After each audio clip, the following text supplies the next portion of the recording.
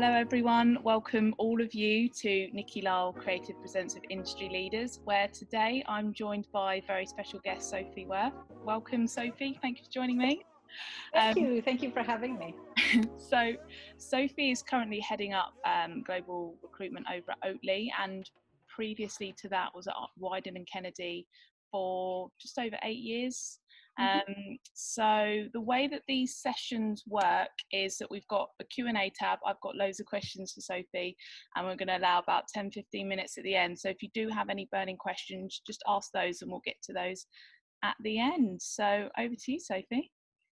Oh, I'm so glad to be here. That's awesome. Yeah, you're right. I've only been at Oatly very recently, focusing on global talent acquisition for creative and communications. So still something very, very dear to my heart, which is creative talent. So I'm excited to see what that's like on the client side, but ultimately creative people are creative people. And so we're looking for same things, little tweaks to the right, to the left. So there's so much to talk about. So my first question is, how did you get to where you are now in your career?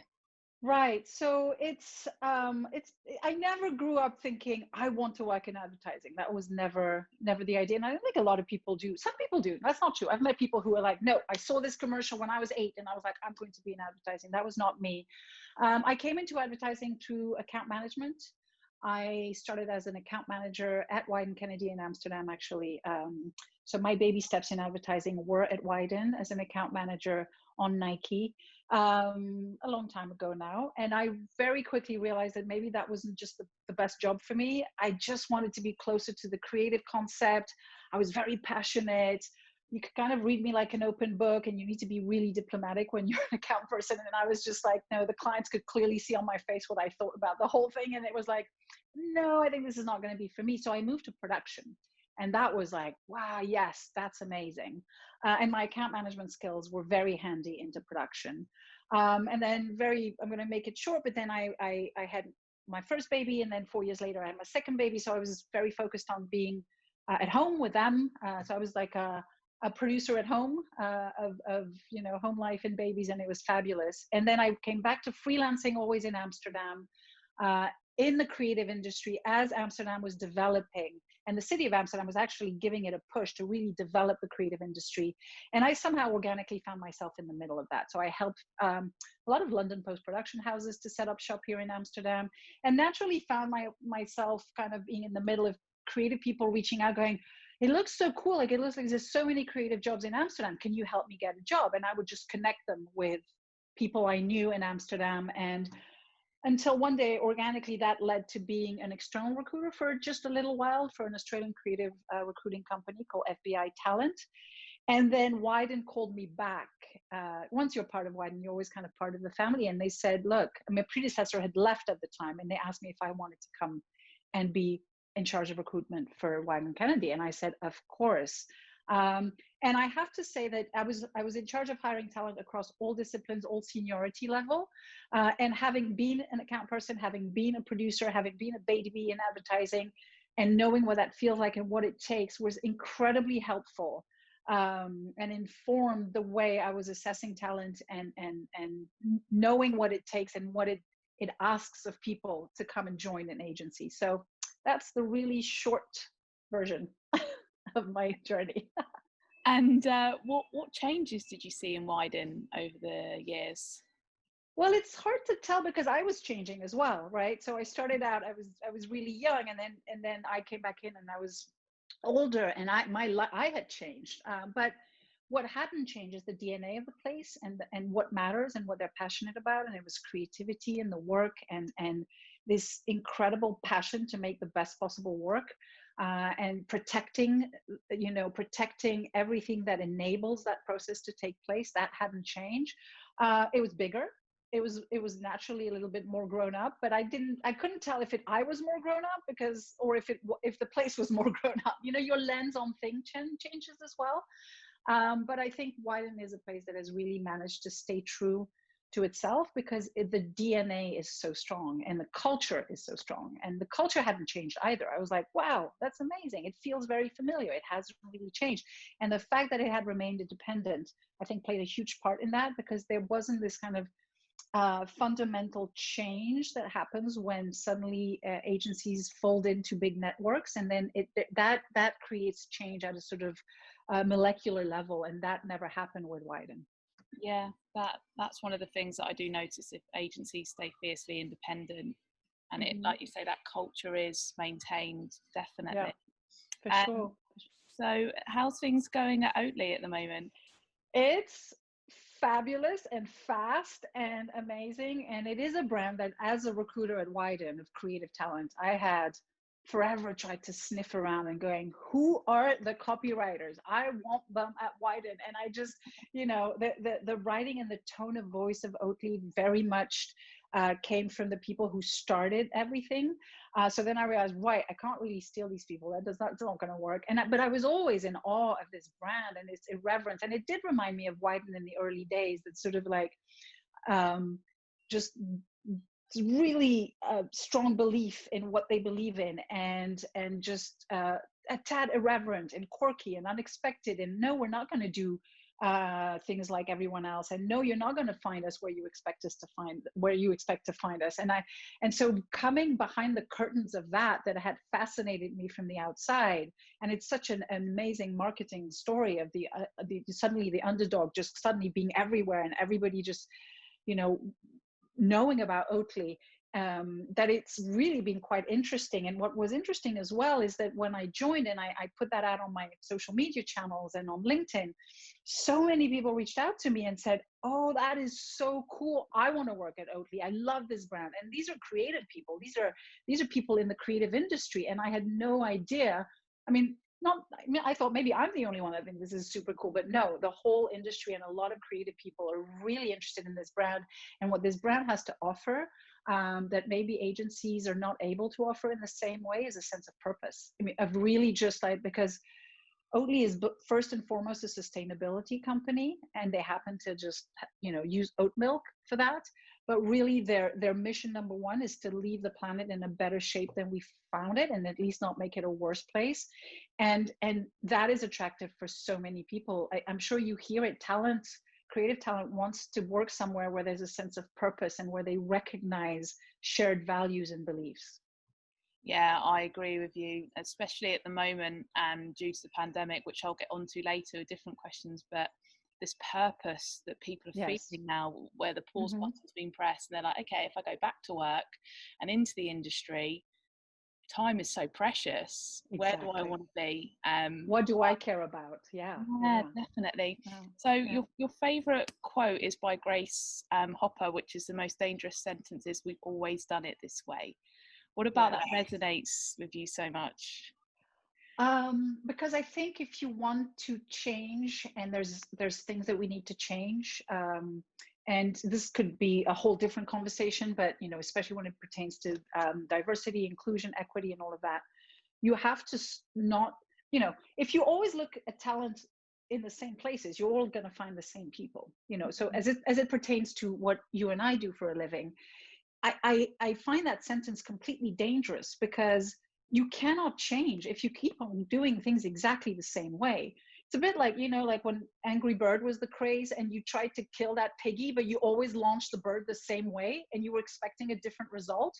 That's stupidity. It's like, it's not, why are you expecting a different result? So I think that's a very dangerous sentence. It's like, well, this process, we need to be more nimble and faster, but this is the process. This is how we've always done it. I'm like, well, you can see how if that's something that you hang on to, you're never going to be able to change. You're never going to be able to evolve, because you need to evolve with the times. And so I always find that when I get frustrated because I just bang my head against something, it's because I'm banging against an organization, a process, people that just hang on to the way things are done. And I'm always like, well, says who? Who says that we have to do it this way? But of course it takes energy and stamina and courage and time to change things. So I understand why there's like the muscle memory is strong and you want to revert back to what's familiar. but I don't think we can change and grow if we keep doing things the same way. So that's why this sentence really resonates with me. Plus, I love the fact that she's a badass. She's a computer scientist. She was a vice admiral in the U.S. Army. Like this lady, I don't know if she's alive. I think she is still alive. She's quite advanced in age now, but you should look her up. She's a badass. Yeah, no, definitely will do. So what's one of the main things that you look for when you're looking for talent? So it depends, of course, what I need to fill the, who I need to fill the position. But overall, I always say this. I look for people before I look for portfolios, right? So whichever way you decide to put yourself out there, whatever you put out into the world that's going to enable me to find you and get a sense of who you are, I always want to know who you are as a person first. The work you've done in the past is great. It's proof and substantiation that you know how to do these things, but we all know it takes a village to make an ad or a campaign. So it's not just you. And you know what? Those things you've done, you're never going to do them again. I'm not hiring you to do these same things. I'm hiring you to have new ideas. So I think what's important for me is to look for people who are comfortable in showing me who they are. That's really good. And that's why I always give advice, like when you write your CV or you put together your portfolio, I want to get a sense of who you are. I have looked, and I don't know about you, Nikky, but I've looked at countless portfolio where I was like, I have no idea who this person is. I can't tell you a single thing about them. And that's such a missed opportunity, because if all you're showing me is ads that have been made and never going to be made again, how do I work with that? Do you find the same, that it's just so important? Yeah, definitely. And actually, from running all these industry leaders talks, I've run 24 now, and everyone says I look for the creative's voice. And actually, Yes. when I created my guides, there's a whole exercise in there, which is finding your voice and who you are and how you communicate your voice, because they're hiring a person. And I think that's where people are sometimes a bit misled, because they get lost in things like, oh, how many pages to a CV or a portfolio. And it's like, actually, just forget that for a second. Who are you? And Yes. what can you convey the second Yes. an email's opened as to who you are and where you've been, but where can you go? Because that's what they want to hire you for, really. Is What do you care about? Yeah. What do you do when you're not? I mean, it's very new at Oatly, so my examples are probably more Widen centric, because I have 8 years of anecdotes when it comes to Widen. But I know that when I would present work to my ECDs, I had about 6 minutes on the work, and then they were like, "Okay, great, Soph, but what do they do when they're not making ads?" That was more interesting, because that's you being creative outside of constraints and budgets and client feedback. Like, who are you fundamentally as a creative creature? And I want to get a sense that if I said to you, you are not allowed to do anything creative for 3 months, you would shrivel up and your soul would just like disintegrate, because you are fundamentally creative. So that's what I'm looking for. I'm looking for someone that I go, ooh, I want to talk to this person, right? Yeah. I can't decide when you show me a bunch of ads if I want to talk to you or not. I mean, I don't know. I want to know, who are you? What do you care about? Are you going to shine through? And show yourself, bring your whole self. Because I would add that if there's a company that doesn't like what your full self looks like, well, you don't want to work there anyways. So in a way, that's kind of helpful to kind of run that test and be like, this is who I am unapologetically. This is me. And this is what I care about. And this is me as a creative creature. And yes, I've done these things, and I'm going to want to see, and we can talk about the things that you've made. But it's not the most important thing. And similarly, because there are people who are not necessarily creatives and don't have a portfolio, although I encourage, strategists to have portfolios and account people to have portfolio, because seeing what work they've been involved in is a shorthand to understanding a lot of things about who they are. But your CV, like, so many CVs are the job description. Like, I write the job description. I don't need candidates to give me the job description. Like, I know what an account manager does. I know. So why don't you just, put it on its head and tell me what you've done as an account manager? That's much more interesting. And back to my "we've always done it this way" quote. If you are listening to this podcast, you're interested in working in the creative industry. So, who says that a CV has to look a certain way? Says who? Frankly, says who? Mhm. Make it look like I'm going to go, wow, that's really cool. So I'm a little bit I know this is a controversial point of view. I find CVs most of the time are completely boring. I personally don't care where you've been to school or if you've been to school. It doesn't matter to me. So if somebody asks you for a CV and you want to work in a creative place, well, there's your opportunity to make something creative, to give me something creative that I'm going to be like, that's really cool, and I'm not going to forget you. Whereas if you go, oh, what's a CV template and what should I do and how many pages? I mean, yes, there are tips. So generally, like 10 years of experience, 1 page. That's roughly, right? But don't give me like a full paragraph on an internship you did 12 years ago. It doesn't matter. That's water under the bridge. Who cares? So if you're going to decide how to build your CV, maybe rethink it creatively, like reinvent the CV. Why not? Like that would catch my eye.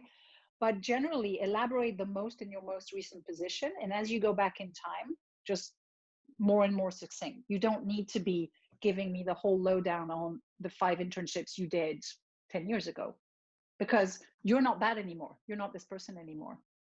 Yeah, definitely. And I always say to designers, get rid of languages such as I'm a conscientious, hardworking, have strong attention to detail, because they're going to see that by the portfolio that's being presented if someone is that kind of person. And I always say, almost imagine you're like a copywriter. Even copywriters, sometimes I have to say to them, your job is limiting text, and you need to do that with your own CV as well. Yeah. And I think that's a really good point. Yeah, if you're a copywriter, I'm going to evaluate who you are as a person. I'm going to look at your ability to come up with ideas, so your conceptual ability, but I'm also going to look at your craft. So if you're a copywriter, I'm going to assume that every word that you put out there for me to see, whether it's your portfolio, your email to me or whatever, is the best that you can write. Yeah. Show me. If you're an art director, I'm going to look at your portfolio and assume that that is the best that you can do. That is you shining at your top level of being an art director or a designer, because there's no client, there's no feedback to make it worse. So you've got to shine in those mediums too, because those things tell me something about you and your craft ability, almost as much as the campaigns that you've worked on in the past. Yeah, this is it. And it's so important to present yourself packaged up in that way. Yeah. Exactly as you said, Sophie, in regards to this is your chance to really show who you are without critique and feedback and all of this. And that's something I really try to stress when people are putting together their applications, is the importance of your voice and you and getting that in there. So, I mean, what are the big no-nos that they should absolutely not do when putting together their CVs or folios? Yeah, I mean, I think you can ask. There's as many pet peeves as there are recruiters. One of my pet peeves is candidates coming to me going, I am the perfect fit for your company. And I'm like, well, why don't you let me decide that? Yeah. How do you know? Like, I love the confidence, but I think there's other ways to be confident. And it's the big no-nos is too many words. Like, I mean, and everybody in the creative industry is more of a visual person. And if your email drowns me in words and your CV drowns me in words, and you forget that I only have a limited amount of time to really look at you, because you're not the only one. That's, I think, the important thing to put in perspective for candidates, because I know how frustrating it is to reach out and then not get an answer. And I think what's important to understand is that when you're looking for a job or you're dying to go work at Oatly, you like everything, the center of your universe and everything that matters the most is what you're going to bundle together to send it to me, right? And it's the most important thing, and you can't quite breathe until you get an answer. And it's like, wow, and all your friends are asking you, and your mom and dad are saying, did you get an answer? And nothing.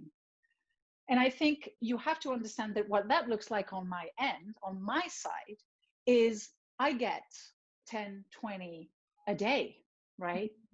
And so for me, and I have my day-to-day going and my live briefs and my meetings and my this and my that and all of my other things that I do, apart from looking at people who reach out. And I think when you put that in perspective, it helps you to understand that if we take a long time to reply or not reply, it's never personal. It's never a personal affront, or I'm not ghosting you to hurt you. It's just that I'm really busy too. And I think that's where sending me something that's going to grab my attention, because it's going to stand out from the rest, gives you a better chance of me going, I'm not looking for this profile right now, but this is really cool, or it made me laugh, or there's something there that I'm like, I don't need somebody like that now, but I want to get to know this person. So I with that in mind, don't send pages and pages and pages. It's not helpful. Whatever you send me, think of it as a tool for me to get to know you. If you think about it like that, you might re-engineer a little bit how you reach out. So big no-no is a 2-page long email with a 2-page long motivation letter and then a wordy CV, and then I'm like, too many words, and they all kind of say the same thing. Streamline it. Go to the send me an email, put what you do in the title of the email. So designer, because when I'm looking for a designer, I might just go through my inbox that I haven't had time to thoroughly go through and go, oh, I wonder if there's any designers that reach out.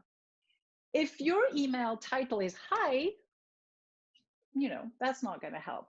If your email title is designer looking for work, when I suddenly go, oh, what's in my inbox? And you're going to come up.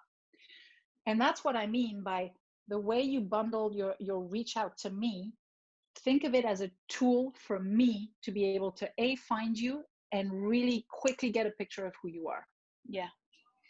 And that's so important for people to know, is that they need to be able to convey the information of who they are effectively and quickly. And an example I always use is you're almost like a website, and the only people that spend the longest amount of times on the website is the owner of the company or the developer. People just land and they're like, do I want to be here? Is this going to give me what I need? No. And they go.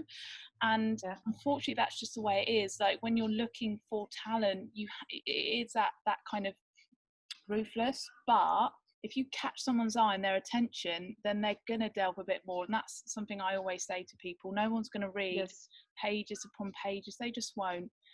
And no. I think that's something you're in the business of making ads.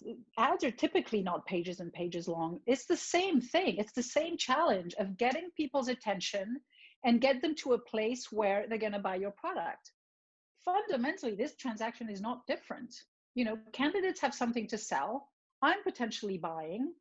You got to give me a message that I'm going to go, ooh, that's interesting. I might want to buy that. And it's the same thing that people in the ad industry do every day, which is through a cleverly packaged bundle of assets, right?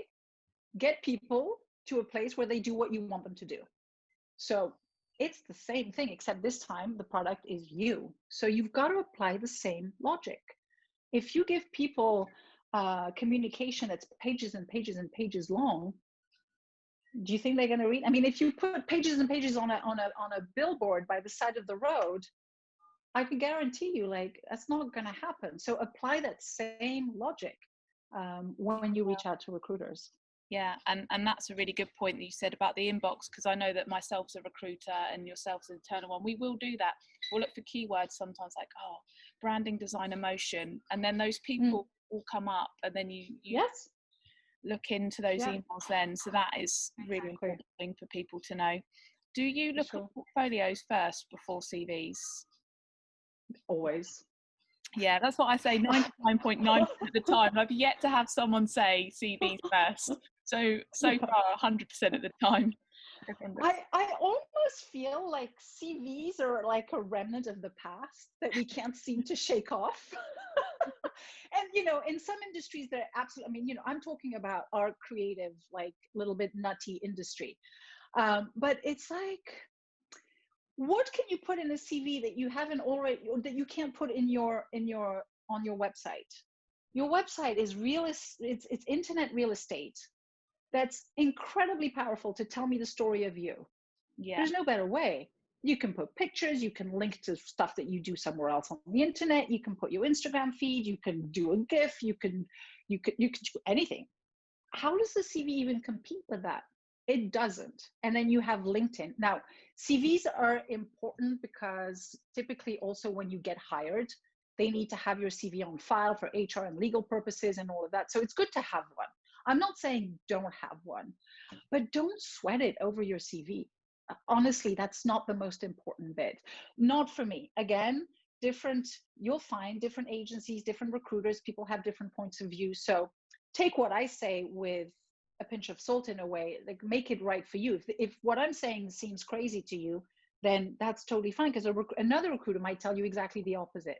But I go to them, I want to see what you've done and I want to see who you are. And the CV is a really, let's be honest, it's a really shitty medium to do that. Yeah. Yeah. It's not great. See, what I advise people to do is just have one page and maybe list the agencies you've been at, and maybe just have a couple of dates. So you might have freelanced at X, Y, and Z within those brackets, or been somewhere permanently for X amount of years. That can be useful sometimes if people want to see, who is this person? Are they more permanent? Are they more freelance? And then they can tell by the collection of dates on your CV, perhaps. Yeah. But also your CV is a snapshot in time. Yeah. So I might have your CV on file, Nikki, from 5 years ago. It's obsolete. Yeah. It's rubbish.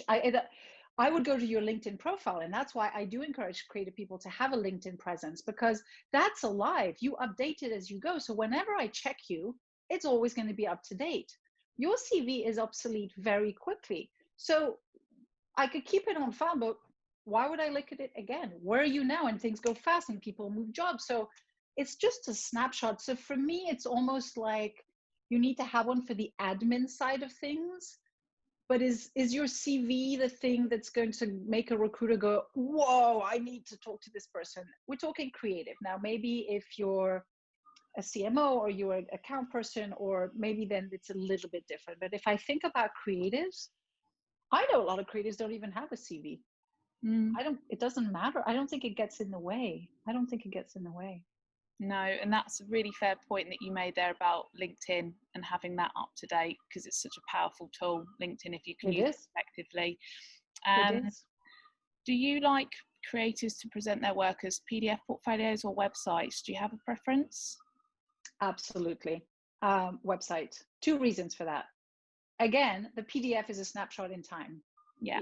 I have one PDF that I'm going to put somewhere in a remote corner of my computer, but it's going to very quickly become obsolete and out of date. Your website, whenever I go there, I know it's the latest. The other thing I would say is I've had people go, this is me, I'm an art director, hello, here's my email, my CV's attached, I will send you my portfolio PDF via WeTransfer, or, and I'm like, oh, no. 2 reasons for that, because I'm going to get a WeTransfer. So again, every time you ask me to wait for something else, you run the risk of losing me. Yeah. Because you've got my attention now, and now I'm going to be like, all right, and then, I need to go into a meeting. Your WeTransfer email notifications might be 12 emails down when I get back to my desk. So there's a risk. Secondly, if your portfolio PDF is too big to email to me, it's also too big for me to email internally to my hiring managers, to my creative directors, to my ECDs, right?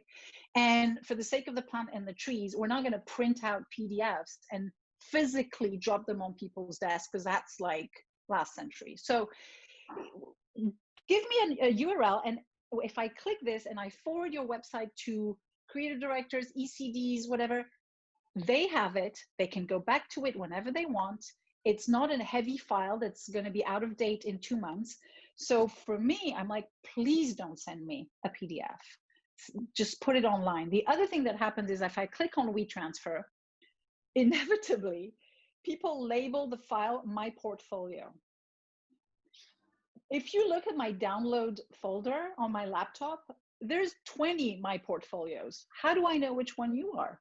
Yeah. And you've lost me again. You've lost me again, right? Because people are not thinking about it as a tool for me. Of course, you go, oh, here's my portfolio. I'm going to call it my portfolio. But they forget that I'm going to receive a lot of them. And if they're all labeled the same, I'm not going to have the time to cross-reference what day did they come in, what day did I download it. Oh, it's got to be the match with this person. So for me, it's a terrible tool.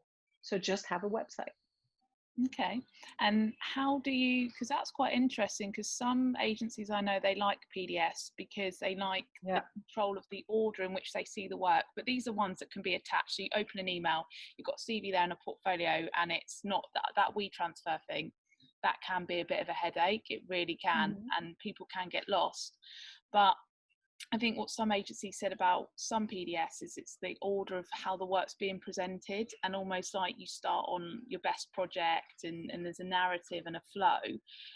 In regards to websites, is there a certain way you like websites to be where they might convey the information in that way, or do you not mind that you go on and then you click on, okay, that looks interesting and that looks interesting, if you see what I like it like that. I like it like that. And can I add, I'm not knocking WeTransfer. It's amazing. WeTransfer is not the problem. The problem is sending me a PDF, whichever platform. So WeTransfer is not the problem. It's more like the fact that you send me a PDF. But I prefer a website because, again, I can choose. I curate. So I see my role as I look at a lot of people and I curate. So I look at 100 and I'm like, ooh, these 20, knowing what I know about the company I want to hire for, like, so Oatly for now, right? And the casting that I need to think about to work with this team and the skill set and all of that, I narrow it down. And then within that, I have yet to meet somebody who has a portfolio where everything is amazing or everything is a fit with what I'm looking for. So my role is to go in there and curate for my creative directors or my ECDs. And I'll go, here's Nikki's portfolio. And I take them to it. And I'm like, not everything is awesome or not everything is looks like what we need, but check this out, check this out. And often at Widen, in that case, it was the case. The most interesting bit were in the personal projects. I have hired copywriters on the strength of their blogs. Their portfolio were like, but their blogs, you were like, they can write wonderfully. Like, it's amazing. You just want to keep on reading, keep on reading, keep on reading. So it's difficult. If you decide for me what I'm going to find interesting, you run a risk, right? Give me a nice assortment, label it clearly so I know personal projects. I can see what's what. But you don't know what my CDs are going to latch onto, or my ECDs, or my hiring manager. I know that. Whereas if you curate for me, you might have left out something that you thought, nobody wants to see that, and yet it's the thing that we're going to be the most excited about. Yeah. So for that reason, I like having a portfolio, and then I can just pick and choose. And I never go through the whole portfolio with creative directors, because they don't have the time and their brains don't work like that. They trust me to go, this piece of work I think is amazing. They have the ability to do situational comedy and dialogue. Like, this is an example of that. Here, this personal project shows that they have amazing like creativity and passion. And look, they're amazing lettering project. And so I build a picture by picking just the bits and bobs that I need to build a profile that I know will resonate with my hiring manager. So in a way, I build the PDF from the website, metaphorically. Yeah. Okay.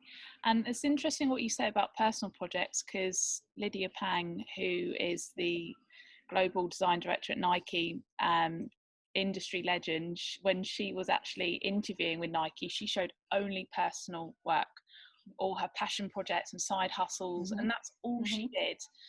Yeah. And that's why I'm a big advocate for side hustles, because I mean, I don't always like the word side hustle because that sounds exhausting.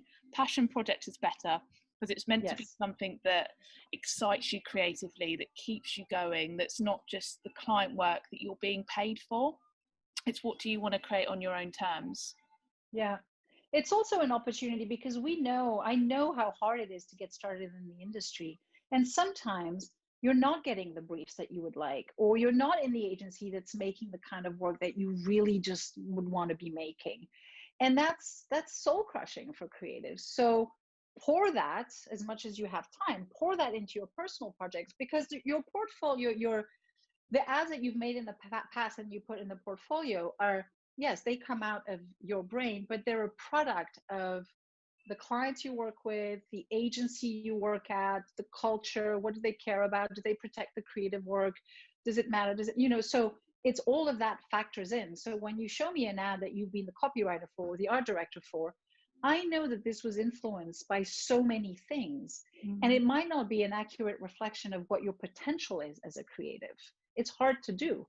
So then that's where your passion project could be, where you show me what your potential is. And it's especially important for juniors, I think, for people who get started in the industry, because you might not get the great briefs for a while. It's just the way the industry is, unfortunately.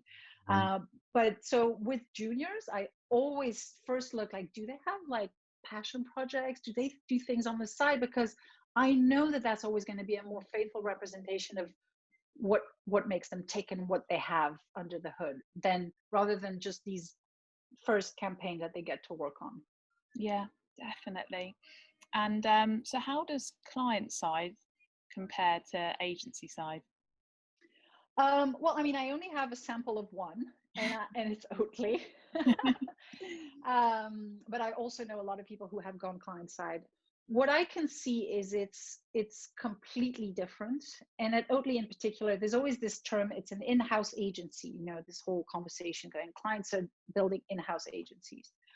I can tell you for a fact that, yes, Oatly, we are hiring, and we're going to be hiring more and more creatives globally, but it's not going to look or feel remotely like an agency, and in all the best possible ways. And you can find, there's really good links online where John Schoolcraft, the CCO, talks about, and if you Google the Oatly Department of Mind Control, and you'll find some keynotes online. There's a lot of stuff online, and anyone who's interested, and you'll understand what I mean by it's nothing like an agency. So I think it's some clients have more or less replicated the agency structure inside the agents, their brand, their client. But it's a bit strange to me, because a lot of the reasons that brands put forward for doing that are because agencies are a certain way, and yet they recreate this exact same system internally. So, that doesn't really make sense. Oatly is doing it completely differently. And so it's familiar for me in so many ways, but it's also completely foreign, but it's very exciting. So I think I would say brand side, I would recommend, especially as a creative, because there's a certain sensibility, just make sure that you go and work or knock on the door of a brand that you love and you feel common values for. I think that's important. Because when you work at an agency, you'll be making ads for toothpaste 1 minute and frozen lasagna the next, and sneakers the next. So you get variety. Once you go brand side, that's it. That's all you do. You're going to be doing Oatly or Apple or whatever, or Diageo or whatever, wherever you go. So you've got to choose that carefully, because it's not, you could go, I could get a break from Oatly now, and ask your CDs if you could work on Nike. That's not happening. You're just working on this one brand. So I would really recommend looking it up, Googling it, getting as much information. Do you like the brand ethos? Do you like the product? Can you relate to that? Because you need to know that that's all you're going to be working on. Yeah, definitely. And so anyone that's watching this at the moment that's looking for work and they want to reach out to you, what's the best way for people to get in touch? So I'm still wrapping my head around that, to be honest. I'm figuring it out. Let me give this a think. What would be the best way? Do you prefer emails, LinkedIn, people communicating on Twitter? I don't know if you use Twitter much. Or... No, I need to honestly protect my inbox right now, because I'm onboarding myself. Yeah. So I think, with the understanding that I look at everyone, but I'm probably not going to be able to reach out to everyone, I would recommend LinkedIn. I'm probably going to put in place an ecosystem that's going to be very different. But like I said, it's my 7th day at Oatly, so I haven't had a chance. What I did at Widen is had created an Instagram channel dedicated to talent and stuff like that. So I have great ideas, but I can't have them. They're not there yet. So with the understanding that I'm myself getting started, I think for now, the best way is to find me on LinkedIn, and to send me a message. And I will look at everyone, but I have to be honest, I don't think I can get back to people unless you're an exact fit for some of the briefs I have now, because I'm still getting my feet under me. Is that English? Yeah, no, that's right. And do you know what, Sophie? This is something I try to stress all the time, because there's a lot of chat going around online about, oh, I'm applying and I'm getting ghosted and etc. I think that's not good terminology to be using in recruitment, especially at the moment, because you're making it personal, and it's just the fact that there are more people at the moment than there are jobs. I know it is challenging, but try not to take it to heart too much if you don't hear back. Appreciate someone in your position and the amount of messages you're getting. But one thing I quite like people to do, and let me know if you like the same, is maybe even a light follow-up a week and a half later if someone's quite keen, not bombarding or messaging all the time, but sometimes someone really thinks they're perfect for Oatly and they can back that up. But at that moment in time, you might not have the right job. Sometimes it can be the luck of, at that moment, that role does come up. So keeping an eye on what you're posting perhaps, and then reaching out. Yeah, following up is an art. It's difficult, but when it's done well, and if you're a writer and you do that well, I'm like, oh, this is nice. Yes, you can follow up, because it has happened to me that I saw it, I looked at it, and then tons of other stuff happen, and then suddenly there's an open position, and you followed up elegantly and lovely and without, because the big no-no, you were asking big no-nos. One big no-no is to write to me in a super passive aggressive way and make me feel like I'm a horrible, horrible person because I didn't get back to you. That doesn't create a really great kind of vibe between us, does it? So I understand the frustration. I know it's hard, and I know times now are even more difficult, but that doesn't help. So that's another big no-no. Like, don't just go like, I can't believe you haven't, and some people do, and I'm like, wow, like I'm sorry I'm creating all these negative emotions in you, but that's maybe not the best way to follow up, so there's that. I would say, though, to the writers out there, because that I know, I don't, Oatly, if you look at the brand voice, it is very much copy-led, and it's delightful, and it's quirky, and it's, and we will be looking for writers that can, in different markets, that can crack that voice. If anybody's interested, there's a good way to try to figure out what that voice is. There's 2 Bibles out there that anybody can look at, that will give you really good clues as to what it takes to be a writer for Oatly. It's the Instagram feed. So go down that rabbit hole and read it all and try to figure out what the formula is. And it's everything that's written on the packaging. So if you have Oatly in your market where you live, look at a pack of Oatly. Look at what's on there. That's the Bible. That will give you invaluable clues as to whether you could be a writer at Oatly. And mark my word, we will be looking for writers. So I just want to put that thought out there. Okay. And one point I'd like to go back to that you said, Sophie, about these like passive aggressive messages or emails. Very rarely I receive them, but when I do, I think, does this person not realise I'm probably not going to put them forward for a job? Because what they've demonstrated to me is that they have the ability to be quite rude. And if I'm putting someone in a job, say if I found someone for you, I'd like to say, Sophie, this person's lovely, they come across really well, they're a pleasure to work with from my side. And then that will give you a confidence, oh, okay, brilliant. All throughout the process, they've been great with Nikky, they're going to be great with us. But the minute someone says something that makes me go, whoa, hang on a second, unfortunately, that then makes me disregard them as putting them in I agree. agencies.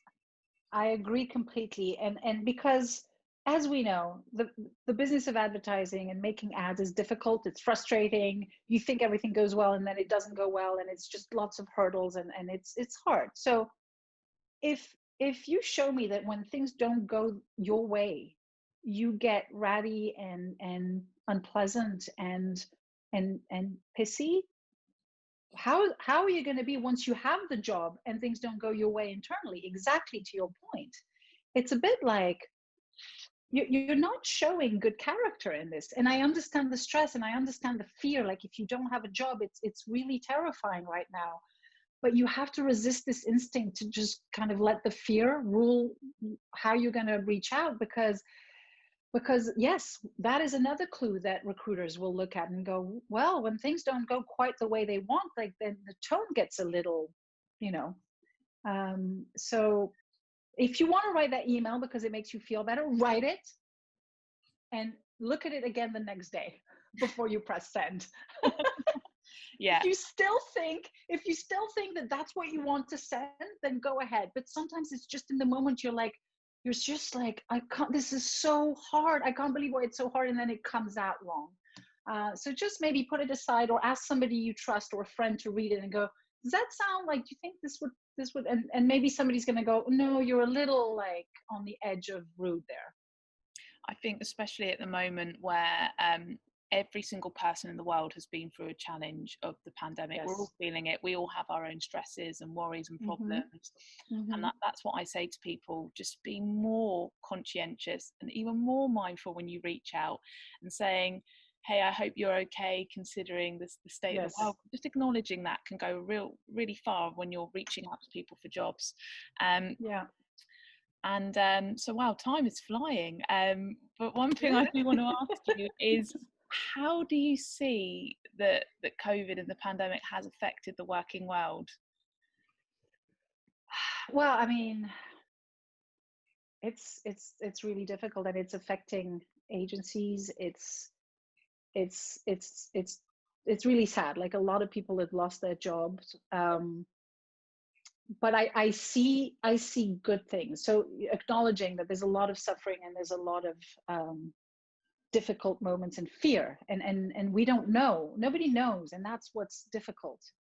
However, I have seen some good things come out of it, and I'd like to focus on those. First of all, I have seen generosity in people helping out. You're a shining example of that, of going, right, all hands on deck. What do people need most now? And you've just completely turned what you do around to give and help. And I see people on LinkedIn going, this person just lost their job. They're excellent at their work. Because there's a lot of excellent people that are losing their jobs right now. It has nothing to do with how good or bad you are at your job. It just is this really horrible situation. And I've seen generosity. I've seen people lifting other people up. I've seen people helping. I've seen initiatives like the Avail list, that just this thing that I didn't know about it. It just came through, and it was on my radar, more likely. Maybe it's been around for a while, but it's like, these are all the amazing people that are available now. And you can just go there, anybody can access it, and it's like, wow. And these are good people that look, so all these incredible initiatives. The other thing that I've seen come out of this that gives me hope is remote working. And I think now people finally see that people can be trusted to work from home. And that, to me, opens up opportunities for so many people that couldn't, for various reasons, because they couldn't afford to commute into big cities like London, or because they have children at home, or because they can't relocate to where your agency is because they have elderly parents and they need to stay close to them. So, when I was at Widen, when we were bringing freelancers or people, is like, well, no, we need them in the office, otherwise we can't work. And I was always quietly rolling my eyes at that, going, I know that they don't need to. We have all been forced into this working remotely situation, and we've made it work. And I think a lot of good things are going to come out from this, because it's changed the mindset. It shows that people can be trusted. People want to do a good job. Like this notion that if people work from home, they're going to watch Netflix all day and not do their jobs is insane. We've been proven wrong. So that's one of the really good things. I think it's going to give flexibility and give opportunities to people who couldn't, because they couldn't afford to pay rent in the big cities, but they're super talented. So there we are. Like it's creating opportunities, but in the meantime, it has also created a lot of pain and fear, for sure. So hopefully we'll remember all these good things when we're on the other side of this.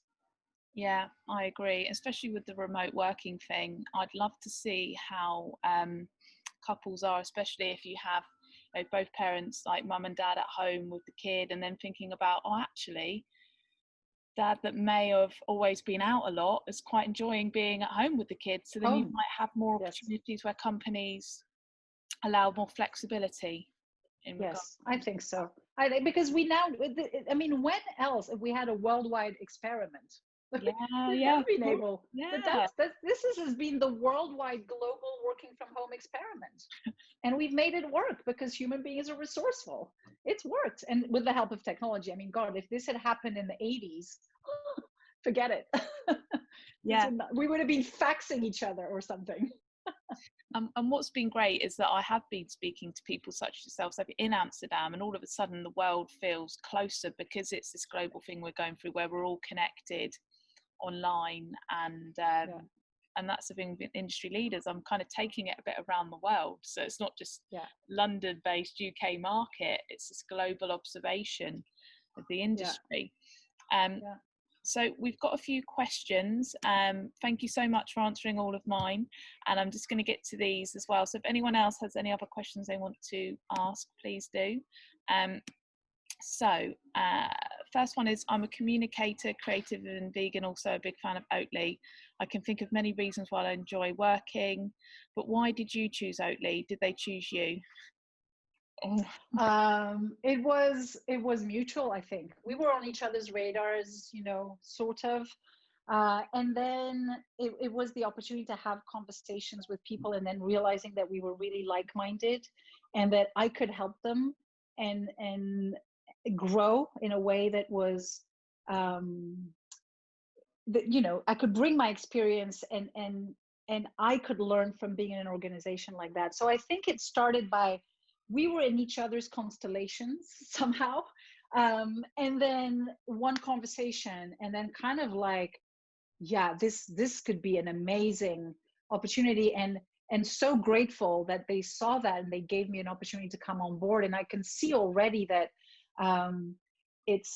there's so much to be done and so much I can do, but there's equally so much there is a lot of learning for me and equally unlearning for me. And I think that's unlearning. We don't talk a lot about unlearning, but I think it's as important, if not more, as learning. So back to your early question about what it's like to go brand side, you have to be interested in learning, but you have to be willing to unlearn a lot of things. So yes, it was mutual, and it started with a conversation, and then like an incredible chemistry, and then it happened on the back of that. Yeah. And so my next question is, what do you think of using Instagram as a portfolio medium? I love it. I think it's a great idea. I look on Instagram. I always do deep, like kind of rabbit hole dives on Instagram. I think it's an interesting medium. I like it. A lot of designers, motion designers are on Instagram. It's bite size. I like, sometimes I think it's great when designers or anybody has also an Instagram link where they show their work, because also Instagram is a medium that we work with. So it's interesting to see how you use the medium and if you can find a clever, unusual way to use it. So I do like, there's some groups, there's some ways to follow creatives on Instagram, and I found it to be quite dynamic. I also found it was the reason why I started this WK Talent Instagram channel at Widen Kennedy, that was a way to reach out and be visible for a whole different demographic.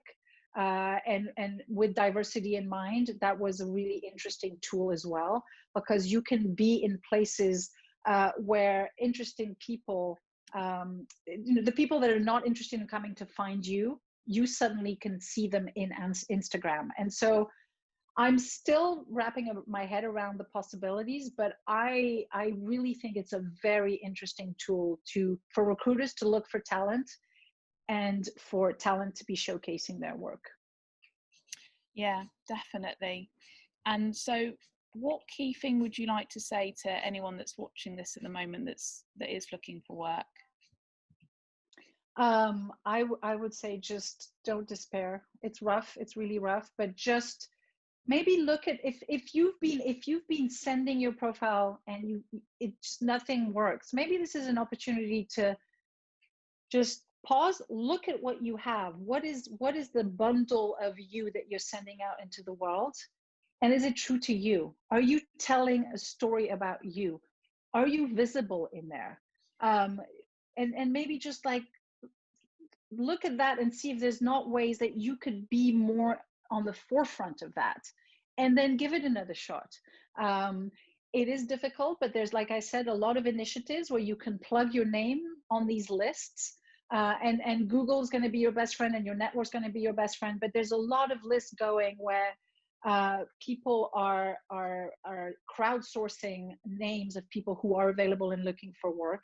And I wouldn't hesitate to reach out to your network. And if there's somebody that still has a job out there that's on LinkedIn that you've worked with and you know that they really value and rate you, ask them if they don't want to go, hey, I know this incredible designer looking for work in this country. Maybe don't think creatively. Just and I know it's difficult because when you're down in the dumps and you're just hurt because you got laid off, and it is really hard. Like it's a breakup, it's difficult, and you go through a crisis of doubting yourself and like, why was I the one that they let go? And it's really hard to get your confidence back. But just believe in yourself and then reach out and ask for help. Ask for help, because I have seen that now more than ever, to your point, Nikky, about like people wanting to help and generosity. People want to help because everybody's feeling it. Everybody in one way, shape, or form is feeling the pain and the fear. So reach out, ask for help, and just make sure you don't stay isolated. That's really, really important. Reconnect. And I know it's hard when you just don't feel your best version of yourself and you feel down and you just want to watch Netflix in your pajamas and feel sorry for yourself. It's hard. So on the days that you just need to love yourself and be gentle with yourself, do that. That's fine. But on the days where you feel, okay, I've got some energy, reach out and ask for help. And you'll find that more often than not, people are willing to help. Yeah, I agree. I think the creative industry is quite a kind, generous place in a lot of ways. It really is. And also, I want a lot of people to know that if you are struggling, you're one of many, because that's another thing as well from like my Instagram and LinkedIn. And that's the main thing I wanted to do, is say to people, you're not alone. Because people that are working from home, they're like, is it just me? Why can't I get any work? Why? And it's like, no. It is the industry. This is what's happening. Yeah. So many and I would say be open about it. Don't be ashamed that you got laid off. Don't be ashamed that you got laid off. I mean, look, this would be a good time for me to say it. I got laid off. And I went through all the feels that I've just described. And I was feeling sorry for myself, and it was difficult. But I am here today, and I found an amazing work family again. So it's important just to not isolate yourself and know that there is no shame. Very good people I know, and alongside me were very, very good, talented, incredible people that also got laid off. It's not a personal decision. Right now in this context, it's not personal. So now as a recruiter, if I see that you've been laid off during the pandemic, it's not a black mark against your name. It's not like, ooh, maybe this person's not very good. No, there are amazing people that have lost their jobs. So don't carry the shame. Do not, because you shouldn't. You shouldn't. You go, right, well, that sucks. That feels horrible. And just go through the emotions and grieve. And it's very important to grieve. But then just go, no, I'm not alone, to your point. And just like, I have nothing to be ashamed of, and I'm going to reach out. And I promise you, the best way to get to your next job is by having conversations, reaching out, because the number one way that people find jobs is through connections and via. That's how I found this new job that I'm in, right? So just resist the temptation. Be kind to yourself, and when you need to just be home with a cup of tea and under a blanket, that's fine. But also, when you have the energy, just look to the outside and reach out. Yeah, really good advice. But I'm going to wrap that up there, and but I just want to say thank you so much, Sophie, and thank you for everyone that tuned in as well. And there was so much useful information there for people to take on. It's been a pleasure. It's been a pleasure. So to people out there, you can find me on LinkedIn, and then I promise that I will look at everyone. Promise you, but I might not be able to because I'm still onboarding myself at Oatly. So you got to give me a hot minute to get situated. Well, yeah, good luck at the new role at Oatly, and I can't wait to see the developments as well over that way. And yeah. Same here. Same here. And thank you, Nikki, for all the amazing work that you do. Like, truly, you are an angel in this industry, and we need more of you. So thank you. Oh, thank you. Well, I do have a lot of care for the industry. It just makes sense to me to do all this stuff. So thanks for being a part of it. Keep going. Right. Take care, everyone. Bye, everyone. Bye.